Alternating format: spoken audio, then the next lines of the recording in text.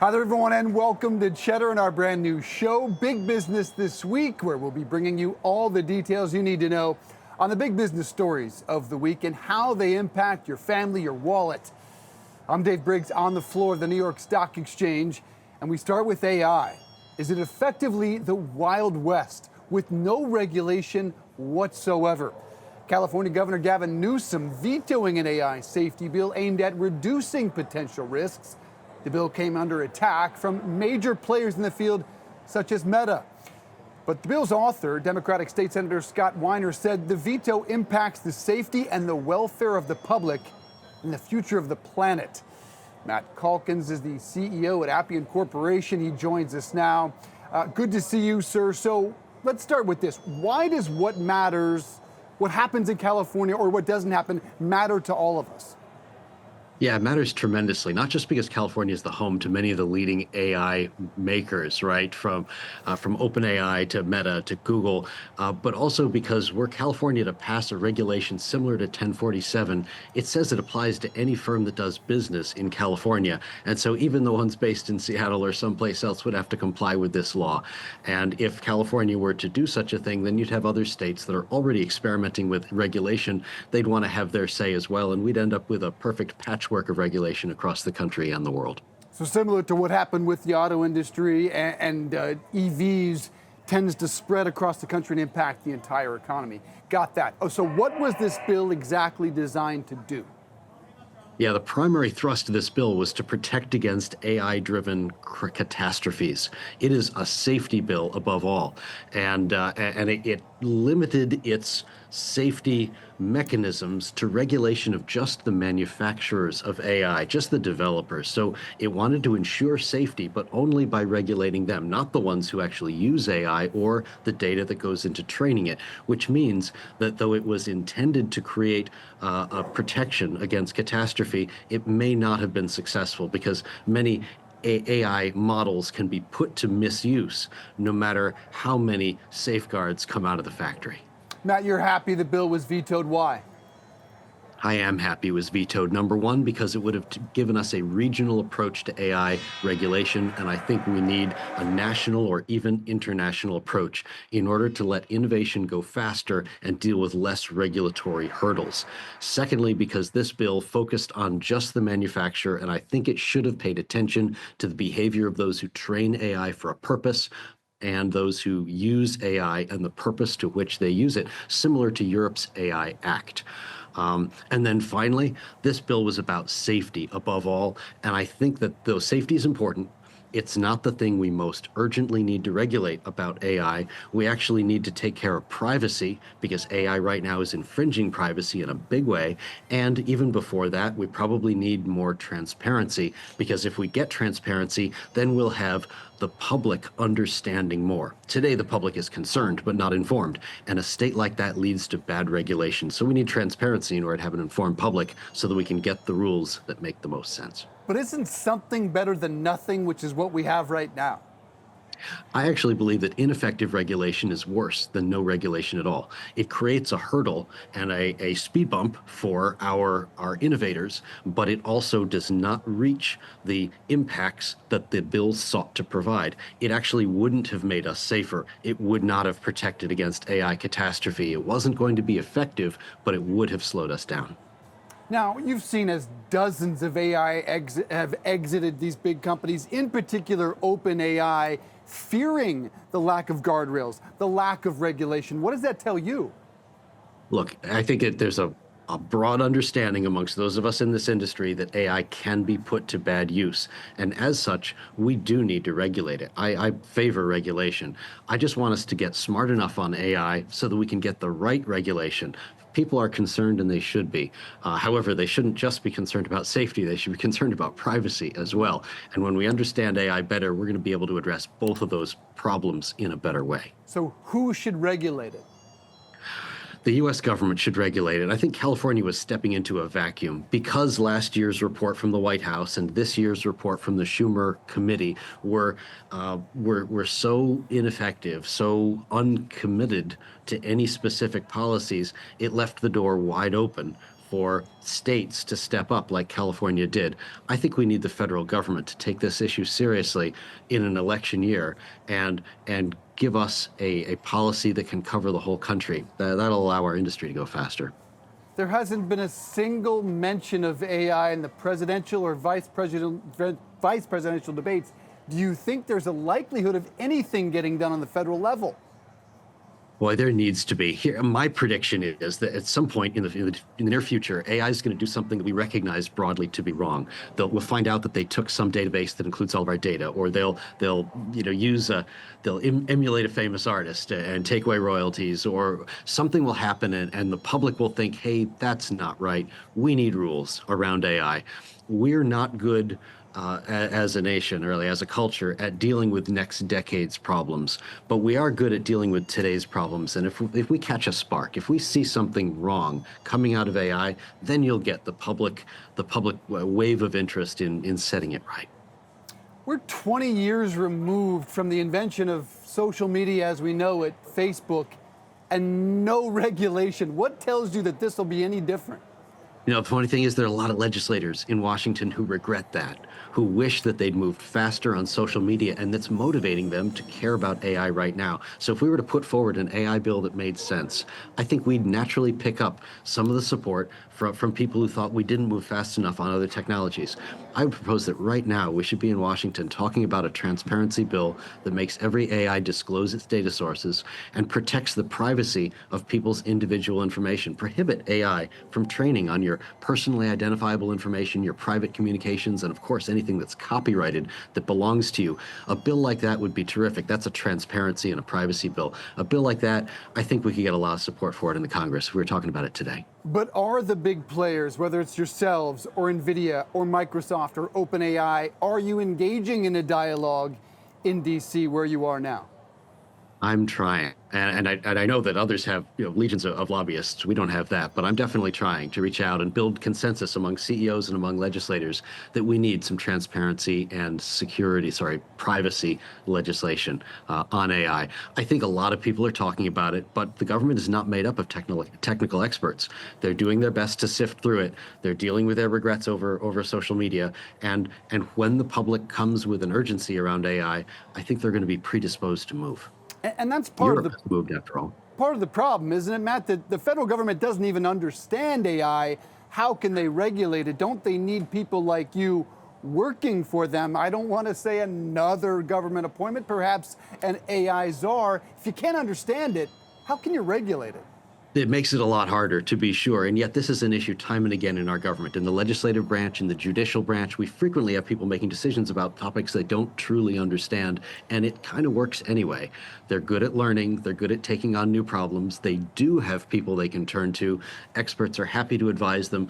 It's possible to get good decisions and good legislation through a non-technical legislator. We just need to be educated. That's why I'd start with transparency. We just need an educated public and an urgency around doing something wise on this topic. Well, hopefully both parties can agree with what you're saying there. It seems sensible. Want to get your thoughts on a few AI headlines. OpenAI raised $6.6 billion, the largest ever, in a valuation of $157 billion. Is that complete and utter nonsense for a company that lost or is on pace to lose $5 billion this year? Look, I think that it's possible to be worth $150 billion and still lose $5 in the current year. If you're onto an amazing transformative technology, it's still possible. I'm not endorsing their valuation, but it is conceivable that they could make good on it. I think that their transformation is complex. They're losing some of their brain trust. I think OpenAI is going through a critical moment here, and it's a challenge to know whether that would be a good investment at this moment. But it does reflect the hype. There's a wave of hype in AI, and yeah, it's an industry that's expected to make serious losses for now, and later maybe it'll be worth a lot.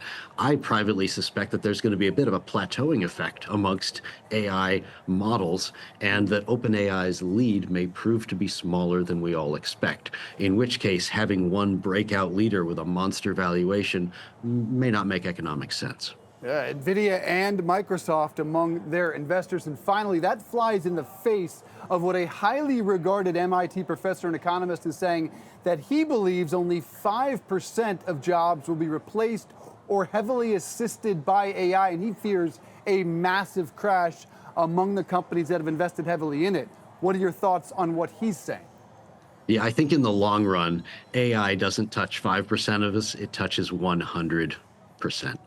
I think AI is going to be relevant to everyone, whether as in their job or as a consumer or as an advisor and an accelerator in the jobs and little tasks we do through our lives. It is a transformative technology. So first, with regards to the premise, I don't agree. I don't think we're looking at a 5% phenomenon.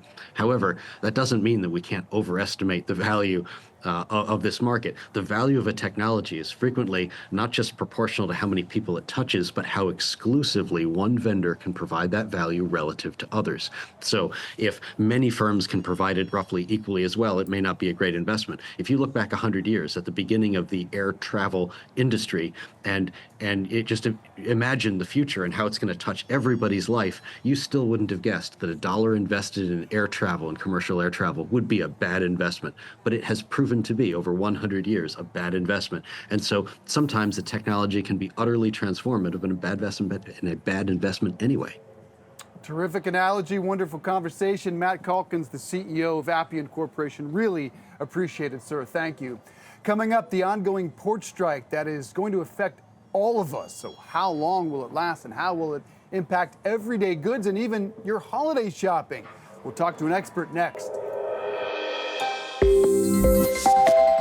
Welcome back to Big Business This Week. More than half of all goods shipped into the United States, accounting for $2 billion a day, are essentially stuck at sea, as nearly 50,000 dock workers are on strike, shutting down commerce at ports from Maine to Texas, including right here in New York and New Jersey.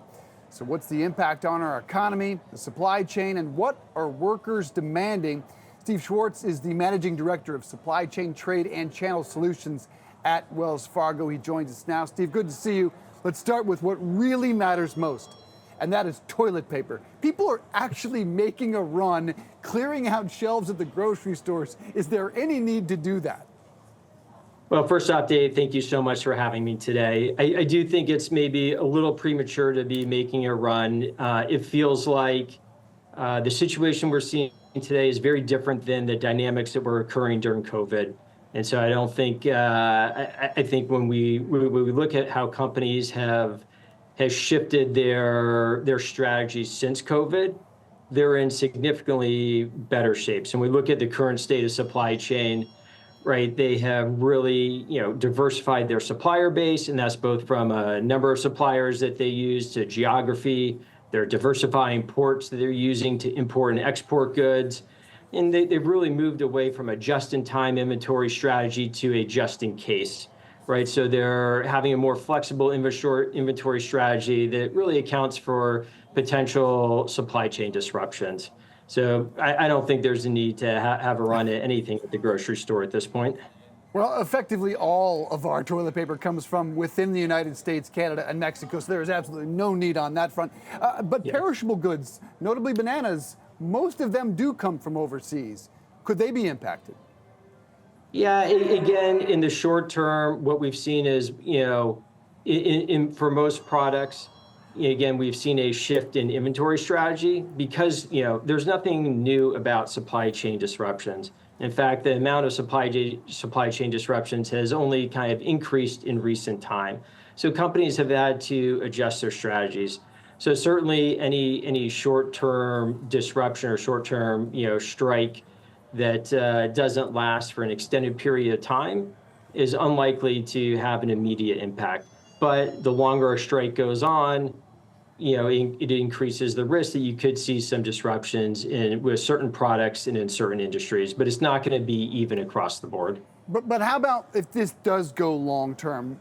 Big picture, what's the impact on our economy? I mentioned about half of all goods, around $2 billion a day. So as it drags on, how does it impact our economy?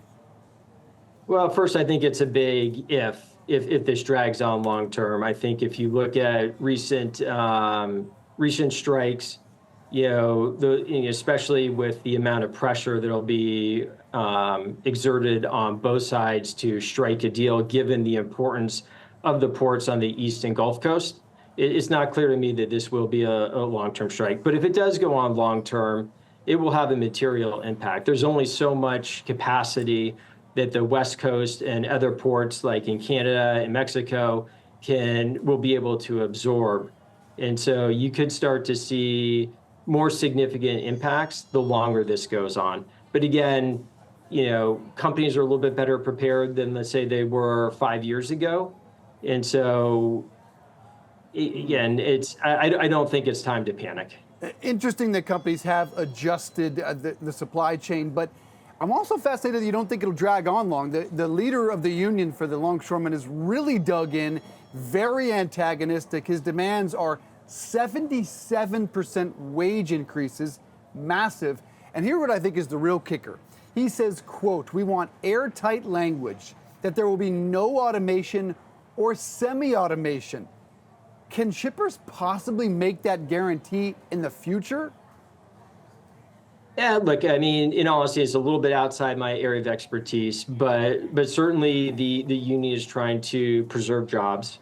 And I think they have been under a tremendous amount of pressure and stress with the increased volumes that we've seen go through the ports since COVID.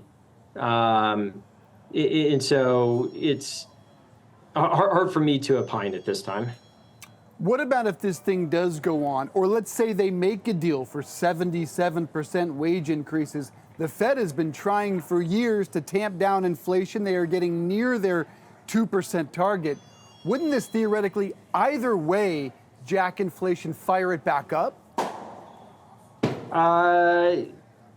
It's not necessarily what we've seen. If you look at if you look at the key factor that was really dramatic during COVID, you had significant supply chain disruptions, right? And it was very complicated. There was issues across all parts of the supply chain that were really wreaking havoc.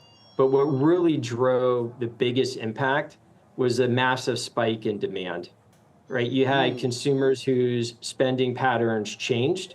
They weren't going out to eat. They weren't going to movies. They weren't traveling.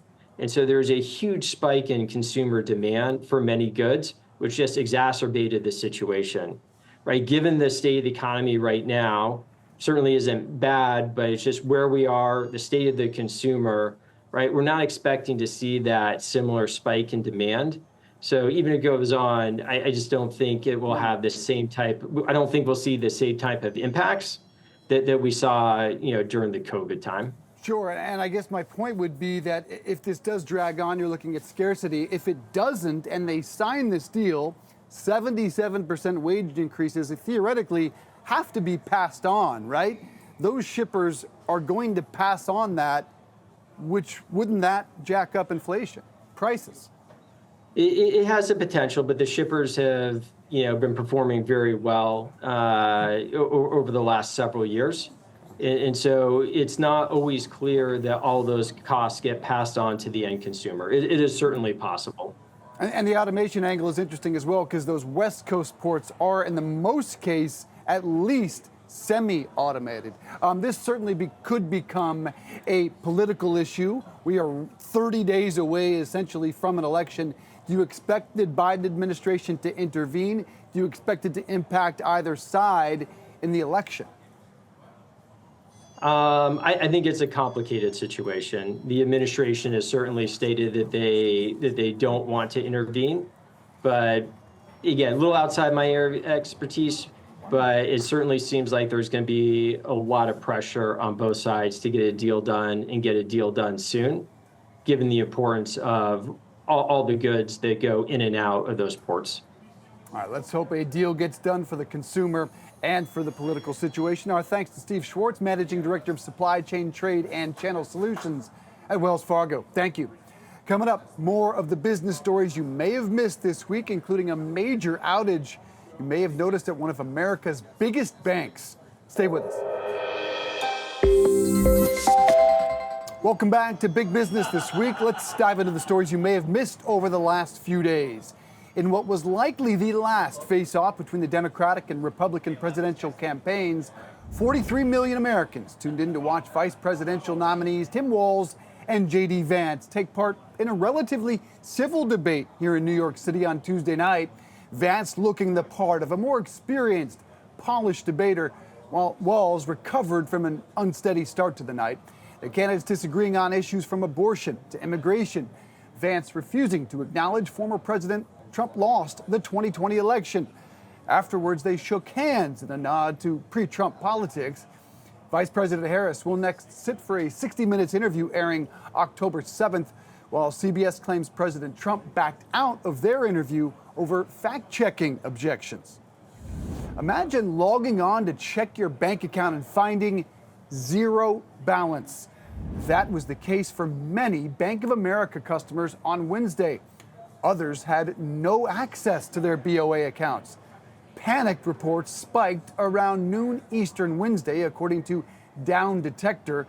One user writing, quote, 5 accounts show zero balance, over 20K. Bank of America saying, quote, these issues are being addressed and have largely been resolved. We apologize for any inconvenience. Dallas Cowboys or Pittsburgh Steelers? New York Mets or Milwaukee Brewers? Democrats or Republicans? Yes, you can now bet on all 3 of those upcoming clashes. A federal appeals court in Washington, D.C., opening the door for election betting in the United States. Kalshi, a New York-based platform, immediately relaunching its congressional contracts. The website has a 75% chance Republicans win the Senate in November and a 63% chance Democrats take the House. Co-founder and CEO Tarek Mansour writing on X, U.S. presidential election markets are legal officially. Finally, Kalshi prevails. You can own a piece of Tom Brady, a timepiece, that is. The 7-time Super Bowl champ putting up his exquisite watch collection for sale at Sotheby's. The GOAT collection will go on sale in December and range in value between $12,000 and $800,000, with pieces from Patek Philippe, Rolex, IWC, and a custom watch from Audemars Piguet. Brady's love of watches began in high school, but the collection really took off after winning his first Super Bowl in 2002. The Sotheby's auction will also include a shirt Brady wore at the NFL Combine, his final game-worn jersey from the University of Michigan, and a game-worn helmet from his time in Tampa Bay. That's going to do it for us this week. Make sure to head over to Cheddar.com to sign up for our weekly newsletter, Big Business This Week, to get even more details on the stories you may have missed. Don't go away. More Cheddar up next.